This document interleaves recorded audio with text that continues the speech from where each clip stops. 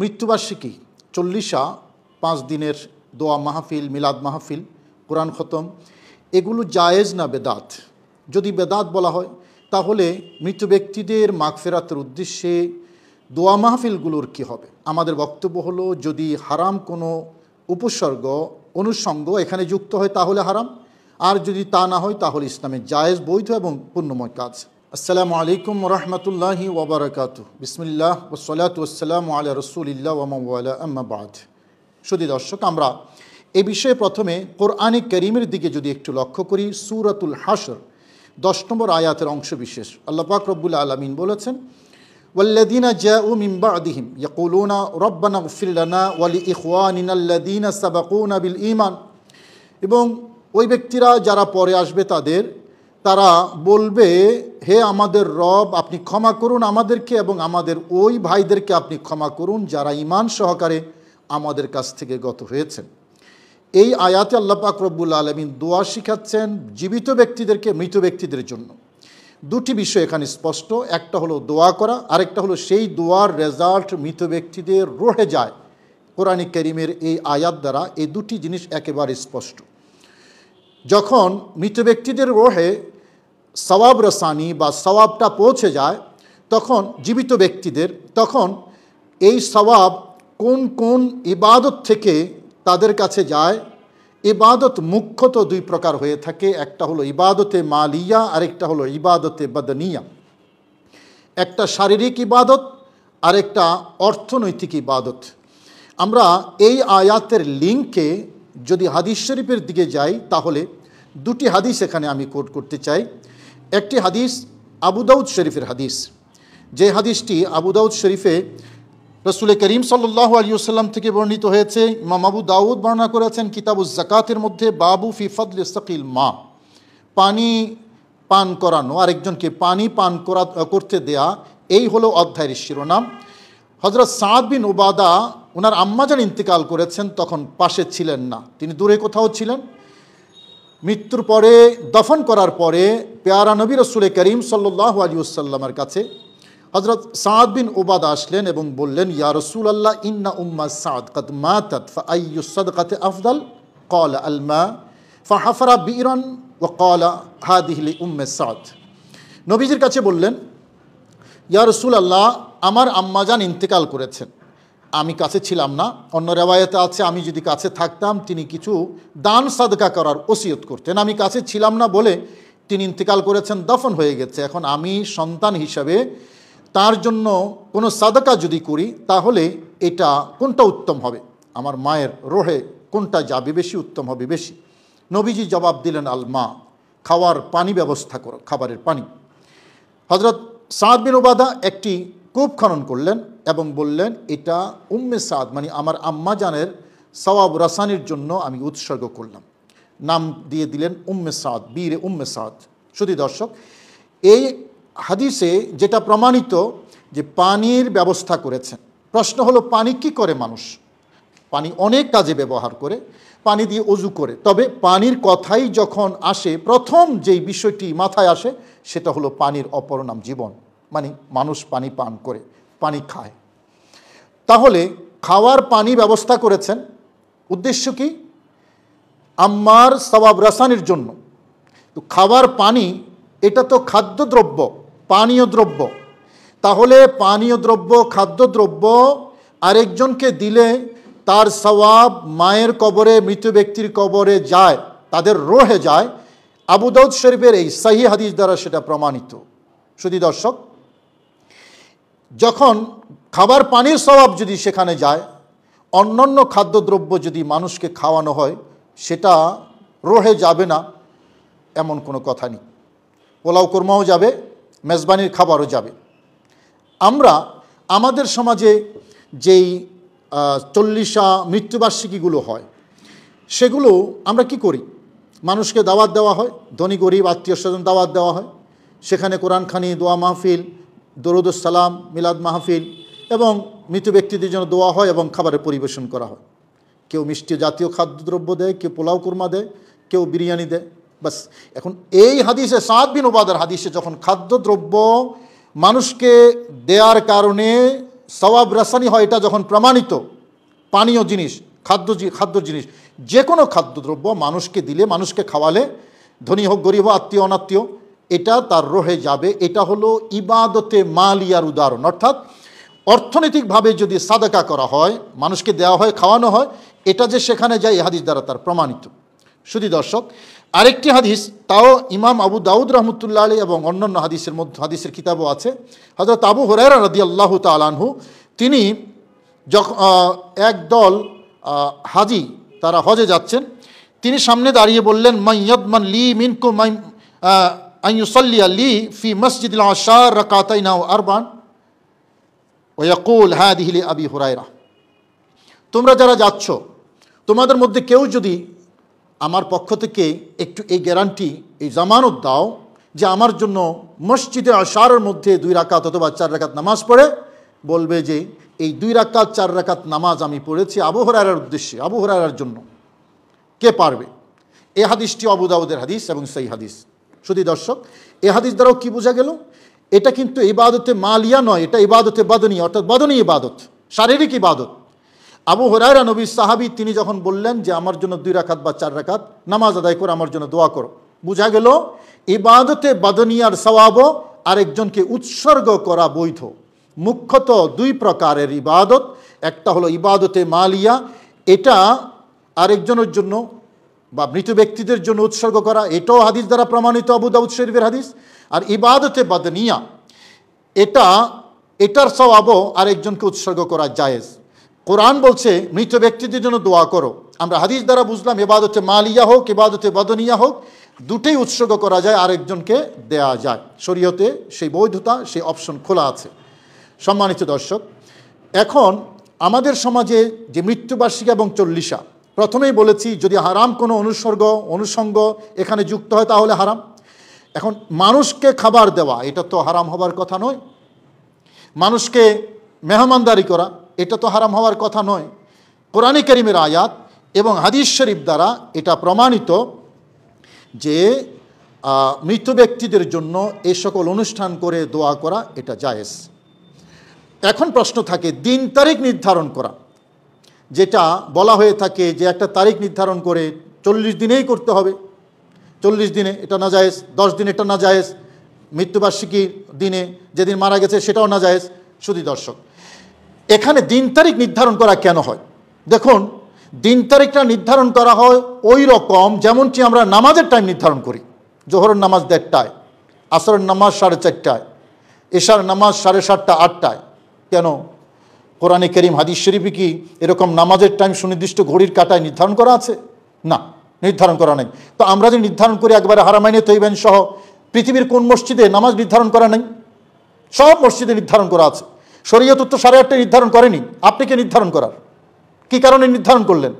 যে কারণে নির্ধারণ করেছেন আপনি নামাজের টাইম, একই কারণে চল্লিশা বা মৃত্যুবার্ষিকীর টাইম নির্ধারণ করা হয়, অর্থাৎ মানুষ যাতে উপস্থিত হতে পারে, দোয়া মাহফিলে, মিলাদ মাহফিলে মানুষ যাতে উপস্থিত হতে পারে, সে কারণে এটা দিন তারিখ নির্ধারণ করা না করা এটা বড় প্রশ্ন নেই। মানুষের সুবিধার জন্য মানুষ যাতে উপস্থিত হতে পারে।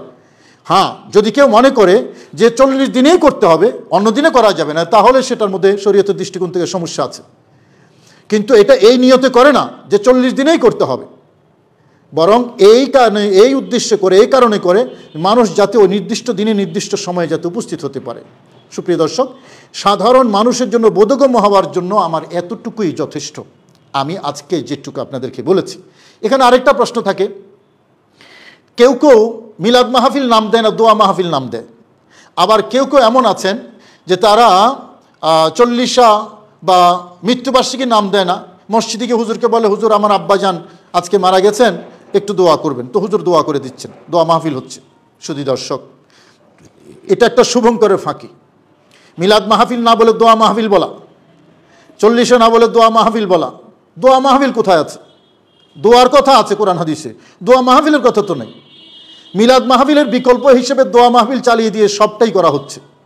মিলাদ মাহফিল হলে না জায়েজ, মিলাদ মাহফিল হলে বেদাতের ফতোয়া আসছে। মনে রাখবেন, দোয়ার কথা আছে, মিলাদ মাহফিলের কথা নাই, দোয়া মাহফিলের কথা নাই। মিলাদ মাহফিল এবং দোয়া মাহফিল দুটো একই মানদণ্ডে। দোয়া করে আনুষ্ঠানিক করলে এটা মাহফিল হয়ে যায়, দরুদ ও সালাম আনুষ্ঠানিক করলে এটাকে মিলাদ মাহফিল বলে, পার্থক্য এতটুকু, বিষয় কিন্তু একটাই। শুধু দর্শক, আমি আগে বলেছি এতটুকুতেই সাধারণ বোধগম্য। ফিকহ ফতোয়ার আলোকে আমরা কোরআন এবং হাদিসের কথা শুনেছি, ফিকহ ফতোয়ার আলোকে যদি আমরা আলোচনা করি, এটা যারা বিশেষ করে মাদ্রাসা শিক্ষিত যারা তাদের জন্য প্রয়োজন। আবার কিছু কিছু মানুষ তো সুযোগ সন্ধানী থাকে, ফিকহের একটা টেক্সট ধরে মানুষকে বিভ্রান্ত করলে হ্যাঁ অমুক কিতাবের মধ্যে নাজায়েজ আছে, বেদাত আছে। সেজন্য এখানে দুই একটা রেফারেন্স না দিলেই নয়, যদিও ভিডিওটা কলেবরে বড় হয়ে যাচ্ছে। শুধু দর্শক, ফতুল কদিরের এবং ফতোয়া শামী দুটা কিতাবের মধ্যে ফতুল কদির থেকে ফতোয়া শামীতে একটা টেক্সট আনা হয়েছে, একটু খেয়াল করুন। টেক্সটটা কি? ওয়াকরাহু ইত্তেখাদ বুয়াফাতে মিনাত তুআম মিন আহলিল বাইত মিন আহলিল মাইয়িত, মৃত ব্যক্তির যারা আহাল পরিবার তাদের পক্ষ থেকে মেহমানদারির ব্যবস্থা করা, খানাপিনার ব্যবস্থা করা এটা মাকরুহ। কেন? লিআন্নাহু শুরআ ফিস সুরুর লা ফিস শুরুর, কেননা এই খানাপিনা জিয়াফত এটা তো আনন্দের জন্য করা হয়, এটা দুঃখের সময় করা হয় না। তো এখন তো দুঃখের সময়, একজন মানুষ মারা গেলে দুঃখের সময় হয়, সুতরাং এই সুখের সময় যেটা, এটাকে দুঃখের সময় নিয়ে আসাটা এটা মাকরুহ। এবং এখানে ফতোয়ায়ে বাজ্জাজিয়ার আরেকটা টেক্সট এনেছেন ইবনে আবিদিন শামী, খেয়াল করুন ফতোয়ায়ে বাজ্জাজিয়ার মধ্যে কি আছে? ওয়াকরাহু ইত্তিখাযু তুআম ফিল ইয়াউমিল আউয়াল ওয়াল ইয়াউমিল সানি ওয়াল ইয়াউমিল সালিস ওয়া বাদাল উসবু, অর্থাৎ মেহমানদারি করা, খানাবিনা তৈরি করা নাজায়েজ প্রথম, দ্বিতীয়, তৃতীয় এবং সপ্তাহের পরে। এবং আরও নাজায়েজ মাকরুহ কি? নকলুত তুআম ইলাল কবর ফিল মাওয়াসিম, বিভিন্ন উপলক্ষে কবরের মধ্যে খাবার নিয়ে যাওয়া প্রসাদের মতো। ওয়া ইত্তিখাযুদ দাওয়া, এবং দাওয়াত দেওয়া, লিকিরাতিল কোরআন, কোরআন কারীম তেলাওয়াত করার জন্য। ওয়া জামিস সুলাহা, এবং সুলাহা কুররা যারা সালেহ উলামায়ে কেরাম যারা আছেন এবং কেরাত যারা পড়তে পারেন তাদেরকে দাওয়াত দেওয়া, একত্রিত করা, লিল খতমে, খতম করার জন্য। ওয়ালি কিরাতে সূরাতিল আনআম আবিল ইখলাস, সূরা আনআমের খতম করার জন্য অথবা ইখলাস তেলাওয়াত করার জন্য। এগুলো সব মাকরুহ। কোন কিতাব? ফতোয়ায়ে বাজ্জাজিয়া। কোনো ফতোয়ার সাইডে আমি নিজে দেখেছি, যেমন বিন্নুরি একটা ওয়েবসাইট আছে, সেখানে এই টেক্সটগুলো তুলে দিয়ে এটাকে একেবারেই আমভাবে নাজায়েজ মাকরুহ লেখা হয়েছে। শুধু দর্শক, একটা কিতাবের টেক্সট ফিকহ ফতোয়ার দেওয়ার সময় একটা কিতাবের টেক্সট দিয়ে যদি আমি ফতোয়া দিয়ে দিই এবং এটার বিপরীতে কোনো টেক্সট আছে কি না, জবাব আছে কি না, তাহলে কিন্তু এটা অন্যায় হবে। সুপ্রিয় দর্শক, এই যে দলিলটা দেওয়া হয়েছে, এই দলিলটা এই বক্তব্যটার একটা দলিল আছে। দলিল হলো হযরত জারীর বিন আব্দুল্লাহ রাদিয়াল্লাহু তাআলা একটি হাদিস, যে হাদিসটি ফিকহের কিতাবের মধ্যে এসেছে, হাদিসের কিতাবে তো আছেই। জারীর বিন আব্দুল্লাহ বলেছেন যে কুন্না নাউদ্দুল ইজতিমা ইলা আহলিল মাইয়িত ওয়া সুনআহুমুত তুআমা মিনান নিয়াহা, আমরা মৃত ব্যক্তির পরিবারের কাছে একত্রিত হওয়া এবং মৃত ব্যক্তির পরিবারের পক্ষ থেকে খানাপিনা তৈরি করাকে আমরা নিয়াহাত গণ্য করতাম। নিয়াহাত মানে মৃত ব্যক্তির উপলক্ষে কান্নাকাটি করা, এটা আমরা তার অন্তর্ভুক্ত মনে করতাম। অর্থাৎ নিয়াহাত এটা যেমন মাকরুহ হারাম, এগুলোও সেরকম হারাম। এই হাদিসের আলোকে এই বক্তব্যটা এসেছে। সুপ্রিয় দর্শক, ফিকহের এই বক্তব্যটার একটা জবাব কিন্তু আছে। ইমাম বুরহানুদ্দিন হলভী রহমতুল্লাহ এই বক্তব্যের জবাব দিয়েছেন। সেই বক্তব্যের জবাবটা কিন্তু ওই সাইটগুলোতে, অনলাইন সেই সাইটগুলোতে নাই। সে বক্তব্যটা কি? ইমাম বুরহানুদ্দিন হলভী রহমতুল্লাহ কী লিখেছেন একটু খেয়াল করুন, তাহলে শুভঙ্করের ফাঁকিটা বের হয়ে যাবে। তিনি লিখেছেন, এই হাদিসে যেটা বলা হয়েছে এটা মাকরুহ। তার বক্তব্য হলো লা ইয়াখলু আন নজরিন, ফতুল কদির, বাজ্জাজিয়া, ফতোয়ায়ে শামীর এই বক্তব্য এটা প্রশ্নাতীত নয়, এখানে প্রশ্ন আছে। কারণ লিআন্নাহু লা দলিল আলাল কারাহাতে, এই হাদিস এবং এই কথার মধ্যে মাকরুহ হওয়ার কোনো দলিল নাই। জারীর বিন আব্দুল্লাহ রাদিয়াল্লাহু তাআলা আনহুর যে হাদিস, এই হাদিসের মধ্যে এই কোরআন তেলাওয়াত মাকরুহ, খতমে আনাম মাকরুহ, তারপরে সূরা আনামের তেলাওয়াত মাকরুহ, খানাফিনা করা মাকরুহ, এটার কোনো দলিল নাই। কেন দলিল নাই? খেয়াল করুন, দলিল নাই এ কারণে, বড় জোর এটা প্রমাণ করে কোন দিন? প্রমাণ করে হলো যেই দিন মানুষ মারা গেছে, এটা সেই দিন খানাপিনা তৈরি করা মাকরুহ।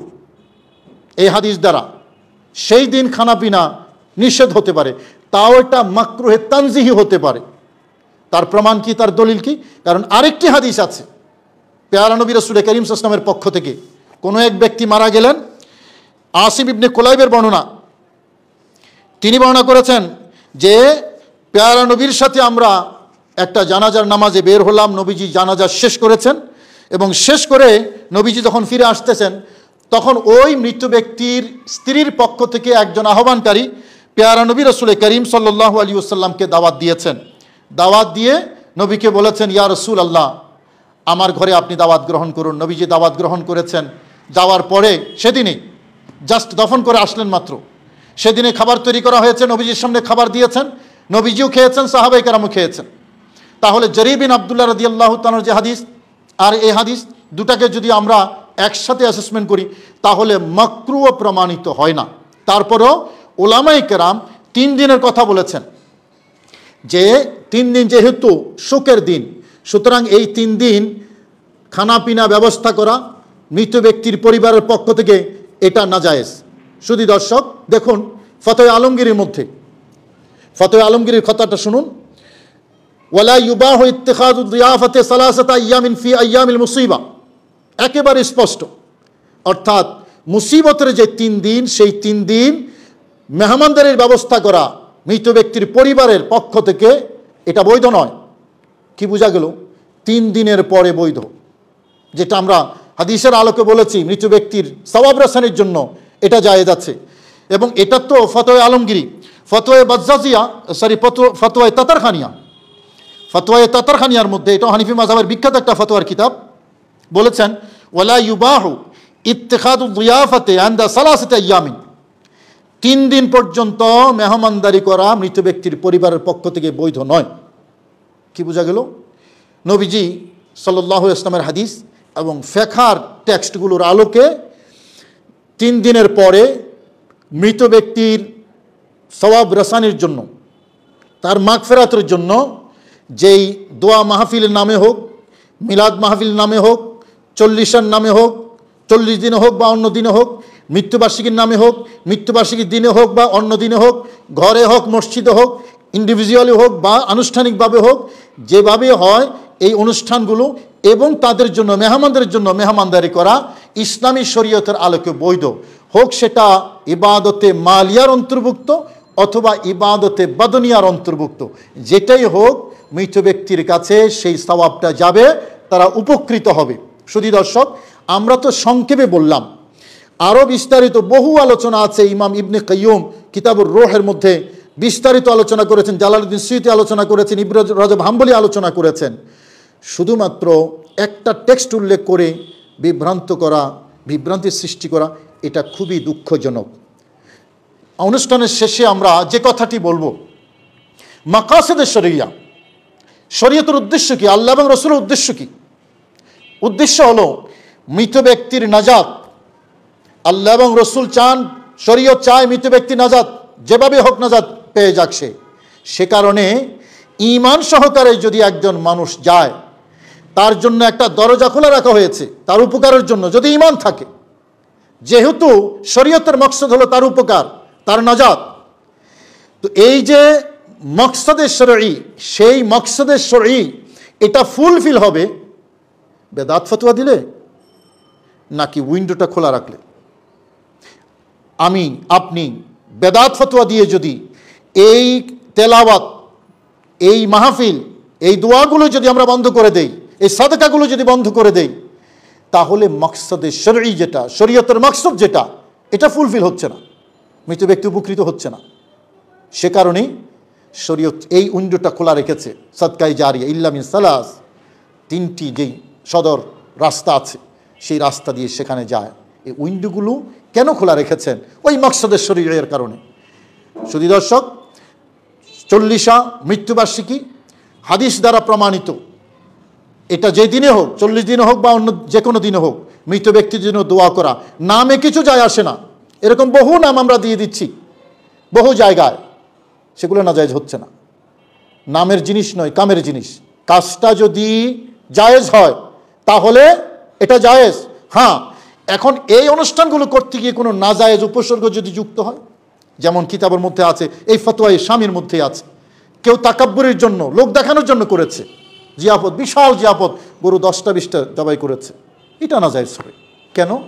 ওই আপনার দোয়া মাহফিল করেছে সে কারণে নয়, যে তাকাব্বুরি বাহাদুরি মানুষকে দেখাবার জন্য, ঢোল পিটাবার জন্য, মানুষ তাকে দানবীর বলবে সেই জন্য করেছে এরকম। অথবা যদি নারী পুরুষ মেলামেশা হয়, অবারিত মেলামেশা যদি হয়, যদি আপনার অবৈধ নাচ গান হয়, তাহলে সেগুলো নাজায়েজ হবে। কিন্তু আমাদের দেশে যে 40গুলো হয়, দোয়া মাহফিল, মিলাদ মাহফিল, মৃত্যুবার্ষিকী হয়, এগুলো থেকে এগুলো হয়। শুধু দর্শক, ফিকহ ফতোয়ার মধ্যে আরও অনেক টেক্সট আছে, আমাদের কথা লম্বা হয়ে যাবে, সেই জন্য আমরা যাচ্ছি না। প্রয়োজনের আলোকে আমরা শুধু এতটুকুই আজকে আপনাদেরকে বললাম। আল্লাহ আমাদের সবাইকে বুঝার তৌফিক নসিব করুন, আমিন। আসসালামু আলাইকুম রহমতুল্লাহি ওয়া বারাকাতুহু।